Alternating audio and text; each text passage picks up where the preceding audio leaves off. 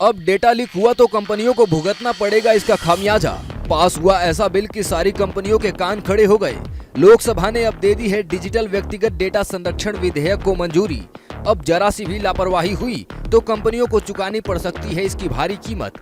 Cyber crime और बढ़ते digital अपराधों को देखते हुए केंद्र सरकार ने लिया बड़ा फैसला।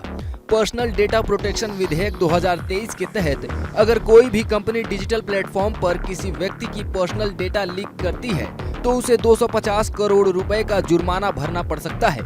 बदलते युग में अपराधों का तरीका भी बदल गया है। डिजिटल प्लेटफॉर्म पर से लोगों की जानकारी इकट्ठा करके जालसाजी और फरेब की घटनाओं को अपराधी अंजाम देने लगे हैं। इसी को देखते हुए केंद्र सरकार ने ये बिल पेश किया, जिसे लोकसभा में ध्वनि मत से पारित कर दिया गया। भारत में सभी ऑनलाइन और ऑफलाइन डेटा इसके कानूनी डोमेन के अंतर्गत आएंगे। लोकसभा में आईटी मंत्री अश्विनी वैष्णव ने कहा कि विपक्षी सदस्यों को लोक कल्याण और लोगों के व्यक्तिगत डेटा की सुरक्षा जैसे मुद्दों की चिंता ही नहीं है। उन्होंने सदन से विधेयक को सर्वसम्मति से पारित करने का भी आग्रह किया।